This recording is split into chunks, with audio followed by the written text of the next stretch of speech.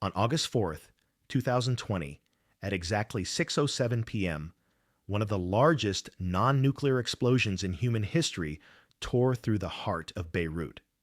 The blast was so powerful, it was heard in Cyprus, 150 miles away. It killed over 200 people, injured 7,000, and left 300,000 homeless in a matter of seconds. But what made this tragedy truly horrifying wasn't just the explosion itself, but the realization that it was entirely preventable. The 2,750 tons of ammonium nitrate that caused the blast had been sitting in a hangar, ignored by corrupt officials, for 6 years.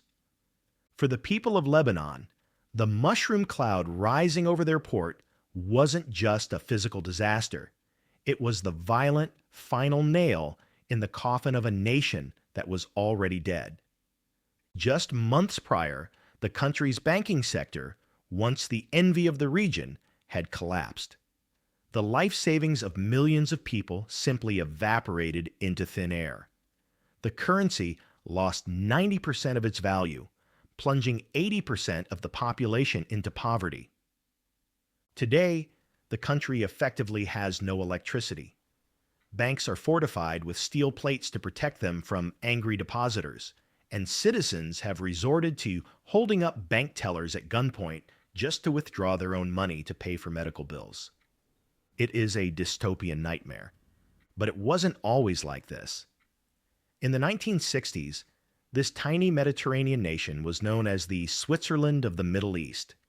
It was a playground for the global elite, flushed with so much gold and cash that banks had to turn customers away. It was a land of ski resorts and unparalleled luxury, where Frank Sinatra and Brigitte Bardot partied on yacht decks.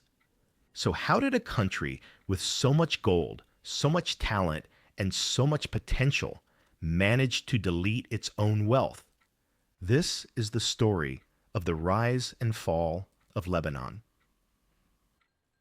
To understand the tragedy of modern Lebanon, we have to look back at the economic miracle that preceded it. Following its independence from France in 1943, Lebanon found itself in a unique position. It was a bridge between the oil-rich Arab world and the industrialized West. While its neighbors were undergoing socialist revolutions, nationalizing industries, and seizing assets, Lebanon chose a radically different path: extreme laissez-faire capitalism. In 1956, the government passed a banking secrecy law that was almost a carbon copy of the Swiss Code. It made it a criminal offense for bank employees to disclose the identity of clients. The timing was perfect. As oil money began to flood into the Persian Gulf, wealthy Arab sheiks needed a safe, westernized place to park their cash. At the same time, wealthy families fleeing revolutions in Egypt, Syria, and Iraq needed a safe haven for their fortunes. Lebanon became the region's vault. By the mid-1970s, this tiny nation held deposits that dwarfed its entire GDP. The capital, Beirut, became a global financial hub. The service sector boomed, tourism exploded, and the standard of living for the upper class rivaled that of Europe. But beneath the glitz of the casinos and the gold bars in the vaults, the country was fracturing. The government was built on a delicate sectarian power-sharing agreement between Christians, Sunnis, and Shias. As the demographics shifted, and external powers like Israel, Syria, and the PLO used Lebanon as a battleground, that delicate balance snapped. In 1975, a brutal civil war erupted. For 15 years, the Paris of the Middle East was reduced to rubble. The luxury hotels became sniper nests, and the economy was shattered. When the war finally ended in 1990, the country faced a monumental task: reconstruction. The new prime minister, Rafik Hariri, a billionaire construction tycoon, had a vision. He wanted to restore Beirut to its former glory as a financial and tourist hub. To do this, the government needed money. A lot of it. But instead of taxing the population or building a productive manufacturing base, the government decided to borrow. They issued massive amounts of debt to pay for highways, airports, and downtown renovation. To attract investors to buy this debt, they needed a stable currency. Enter Riyad Salama. In 1993, Salama, a former investment banker from Merrill Lynch, was appointed governor of the central bank. For the next 30 years, he would be hailed as a financial wizard. His strategy was simple but dangerous. He pegged the Lebanese lira to the US dollar at a rate of 1,500 to 1. This peg created an illusion of stability. It meant that a Lebanese citizen could walk into a bank with 1.5 million lira and walk out with 1,000 US dollars anytime guaranteed. This stability encouraged foreign investment and tourism to return. For a while, it worked. The skyscrapers went back up, the tourists returned, and the money flowed. But there was a catch. Maintaining a currency peg requires a constant supply of US dollars. The central bank has to be ready to sell dollars to anyone who wants them. Since Lebanon didn't export much, it imported 80% of what it consumed. Dollars were constantly leaving the country to pay for cars, fuel, and luxury goods. To keep the system alive, Salame needed a constant stream of new dollars coming into the banking system. He achieved this by offering astronomically high interest rates on dollar deposits. At times, Lebanese banks were offering 5%, 10%, or even 15% interest on US dollar savings accounts. In a world where US and European banks were offering less than 1%, this was irresistible. The Lebanese diaspora living in Brazil, West Africa, and Europe sent billions of dollars back home to sit in these high-yield accounts. The banks then took those dollars and lent them to the government to fund its deficit spending. It was a perfect circle. The diaspora sent money to the banks lent it to the government, and the government used it to pay for imports and corruption. As long as new money kept flowing in, the party could continue. But by 2011, the region began to burn again.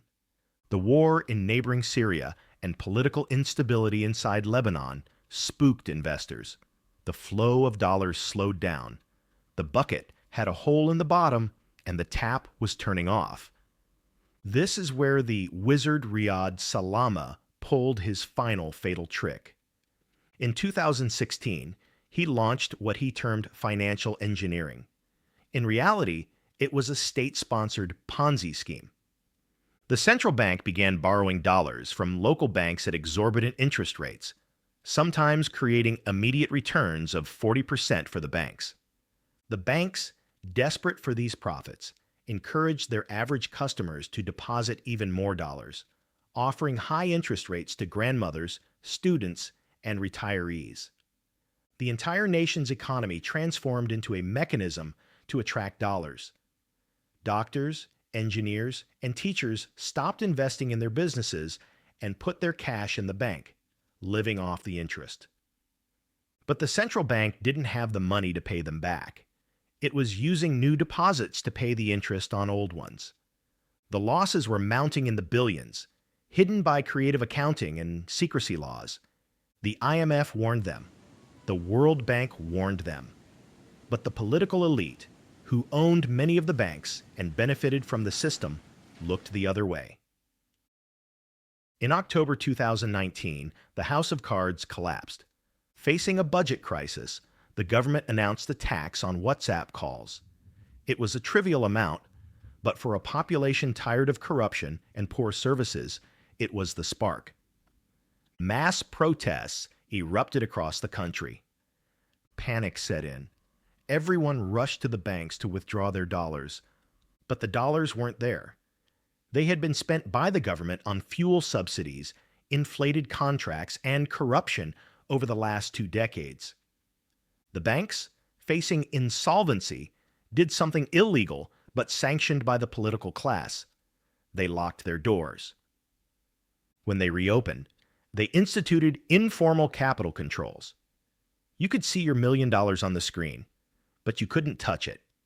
If you wanted to withdraw cash, the banks would only give you Lebanese lira at the old exchange rate of 1,500. But on the black market, the real value of the lira was crashing to 10,000, then 20,000, then 100,000 to the dollar. Effectively, the banks were stealing 90% to 95% of people's deposits. The middle class was wiped out overnight. Doctors who had saved for retirement found their life's work worth a few $100. Students studying abroad couldn't pay tuition. Then came the port explosion in 2020, a physical manifestation of the state's incompetence. And today? The state has effectively ceased to function. The government cannot afford to buy fuel for the power plants, so the state grid provides only 1 or 2 hours of electricity a day. The silence of Beirut's nights is broken only by the hum of thousands of private diesel generators, polluting the air and draining what little money people have left. The banking sector is a zombie. The Switzerland of the Middle East has become a cash-only economy. Solar panels have sprouted on every rooftop, not because Lebanon has gone green, but because the people have realized that the state will never help them again.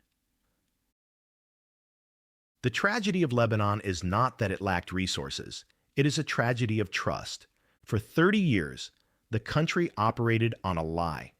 The lie that you can peg a currency without an economy to back it up. The lie that you can borrow forever without producing anything. The Lebanese people, famous for their resilience, are now leaving in droves, taking their talent and their remaining capital with them. It serves as a brutal lesson for the rest of the world.